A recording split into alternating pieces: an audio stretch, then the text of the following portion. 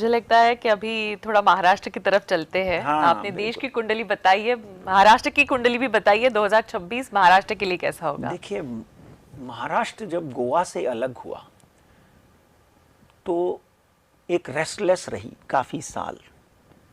Definitely Congress की जब सत्ता आई तो कांग्रेस की सत्ता में महाराष्ट्र ने तरक्की ज़रूर की, पर प्यार करने वाले कितने लोग हैं? अगर गिन चुन के देखेंगे तो डेफिनेटली एक प्यार करने वाला व्यक्ति था जिसका नाम विलासराव देशमुख था। अब जो हमारे मुख्यमंत्री मिले हैं उनकी तो बात ही अलग है। मैं तो उनकी तुलना अटल जी के साथ और मोदी जी के साथ करता हूँ। इसलिए महाराष्ट्र जो है वो सेफ हैंड्स में है। 14 में जब भी देवेंद्र जी आए, वहाँ से लेके अब तक महाराष्ट्र में जो आधुनिकीकरण हुआ है वो तो पूरी दुनिया देख रही है। आज आपने नरीमन पॉइंट जाना है तो आप 16 मिनट में नरीमन पॉइंट पहुंच जाते हो, नहीं तो एक घंटा धक्के खाने पड़ते थे। अटल सेतु बन गया है, समृद्धि मार्ग बन गया है। तो कहीं भी पहुंचने में जो आज तकलीफ हो रही है वो इसीलिए हो रही है क्योंकि अभी भी काम जो है वो प्रगतिशील है। अगले 5 साल के बाद आप देखिए मैनहट्टन के बाद मैं हमेशा इंटरनेशनल शोज में भी बोलता आया हूं कि न्यूयॉर्क मैनहट्टन के बाद अगर कहीं लक्ष्मी का वास है तो वो बॉम्बे है, मुंबई है। तो मुंबई में महालक्ष्मी का वास है, और अगर महालक्ष्मी का वास मुंबई में है तो इतने कर्मठ नेता देवेंद्र फडणवीस महाराष्ट्र को मिले हैं, जिसके कारण महाराष्ट्र के ऊपर भी आप देखेंगे कि अगले 1.5 से 2 साल बहुत ही सुंदर हैं। देखिए, देवेंद्र की कुंडली है कुंभ राशि की जी। उनकी कुंडली कुंभ राशि है। कुंभ राशि के ऊपर 7.5 लगी हुई है, और 2019 में जब उनकी केतु की महादशा लगी तो 19 में आदरणीय शरद पवार जी ने उनसे सत्ता छीन ली, कह लीजिए। बैठे बैठे सत्ता गवा बैठे हैं। 2022 में जब सत्ता में आए और उनसे चीफ मिनिस्टरशिप का पद जो है एकनाथ शिंदे को मिला, वो भी भारतीय जनता पार्टी की एक राजनीतिक सोच थी, समझ थी। मगर 2024 में तो स्वीप किया और बोलते आ रहे थे वो कि मी परत येणार आहे, यानी he became the chief minister. और आगे आने वाले दिनों में भारतीय जनता पार्टी की कुंडली का जब हम अध्ययन करते हैं तो भारतीय जनता पार्टी का जन्म हुआ 6 अप्रैल 1980। आदरणीय मोदी जी की वृश्चिक राशि, इंडिया की कर्क राशि, देवेंद्र जी की कुंभ राशि, इन सबका जब हम समावेश करते हैं तो भारतीय जनता पार्टी की भी मंगल की महादशा चालू थी।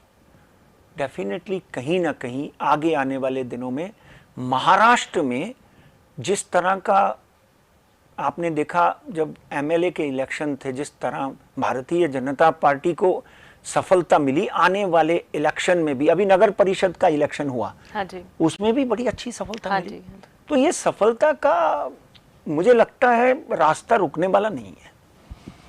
अच्छा, महाराष्ट्र के मुख्यमंत्री जी की कुंडली क्या कहते हैं? 2026 कैसा रहेगा उनके लिए?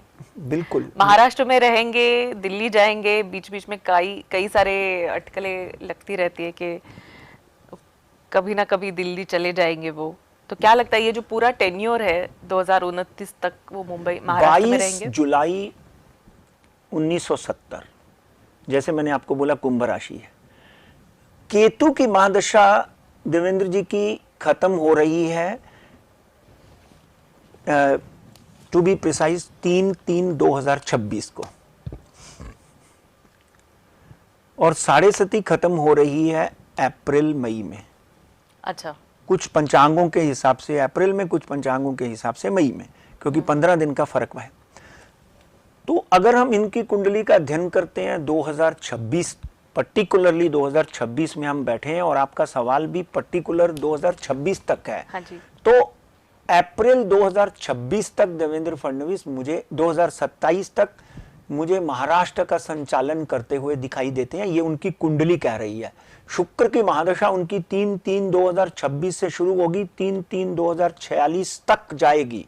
जिस तरह हमने यहां पर एक भविष्यवाणी सुन लीजिए, जिस तरह हमने 2002 में आदरणीय नरेंद्र मोदी के बारे में बोला था, 2014 में प्रधानमंत्री बने, तो ये 20 साल का शुक्र की महादशा एक ऐसा समय भी देवेंद्र जी के ऊपर लाएगी कि वो देवेंद्र से नरेंद्र बनते हुए देर नहीं लगेगी।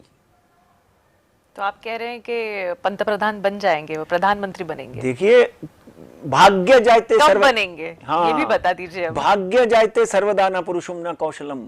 ध्यान से मेरे इस श्लोक का मीनिंग समझ लीजिए कि जीवन में भाग्य सब कुछ है, पुरुषार्थ करो, मगर पुरुषार्थ भी भाग्य से होता है। भाग्य जायते सर्वदा न पुरुषम न कौशलम। कुशलता तभी आती है जब आपके ग्रह अच्छे हैं। जिस तरह की पीड़ा आदरणीय नरेंद्र मोदी ने सही है 2000 मतलब आपने 28 साल की आयु तक, वो आप उनकी हिस्ट्री में जाकर देख लीजिए। उसके बाद कठिन परिश्रम और संघर्ष करने के बाद जब ग्रह दशा अच्छी हुई, तो वही व्यक्ति 2002 में मुख्यमंत्री बना, 2014 में प्रधानमंत्री बना। और वो दिन दूर नहीं कि 2033-34 के बाद जैसे ही शुक्र में मंगल और राहु की अंतर्दशा लगेगी। देखिए 2036 से पहले कहीं ना कहीं देवेंद्र फडणवीस जो हैं वो इस देश के पंत प्रधान बन सकते हैं। बन सकते नहीं, बनेंगे।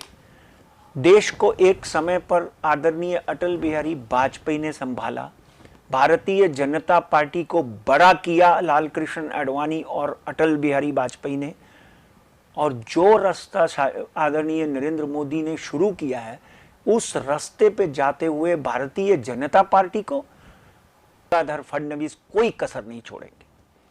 तो मुझे लगता है कि आज जय महाराष्ट्र पे आपने एक बड़ी भविष्यवाणी कर दी है कि महाराष्ट्र के मुख्यमंत्री देवेंद्र फडणवीस जो है 2036 तक या उसके पहले देश के प्रधानमंत्री बन जाएंगे। बिल्कुल। I wish him all the best for that.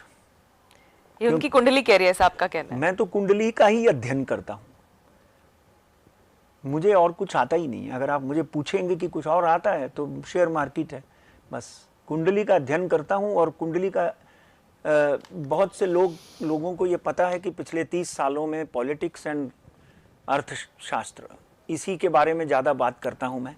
तो डेफिनेटली देवेंद्र जी की कुंडली का भी मैं अध्ययन करते आया हूं, आज से नहीं, कम से कम 20 सालों से। तो देवेंद्र फडणवीस एक वाहद शख्स होंगे जो महाराष्ट्र के देश का संचालन करने के लिए बुलाया जाएगा। और हो सकता है कि देखिए, आपने बोला लोग अटकलें लगाते हैं, लगाने दीजिए। लोग तो अटकलें ये भी लगाते हैं कि नरेंद्र मोदी अपना बार किसी और को संभाल देंगे, योगी जी अगले प्रधानमंत्री बन जाएंगे। आपने सुना ही होगा आप। हाँ जी। नहीं, वो ऐसा है कि वो अटकलों के ऊपर जाने में कोई दिलचस्पी नहीं मुझे। ग्रह दशा अच्छी है देवेंद्र की 2046 तक, तो 2046 तक हो सकता है 2 बार 3 बार प्रधानमंत्री बनने का मौका उनको मिले। इसलिए अपने स्वास्थ्य का ध्यान रखें और 2026 भारत के लिए, महाराष्ट्र के लिए, राजनीति के लिए सुंदर है। आगे बढ़ते रहें जी।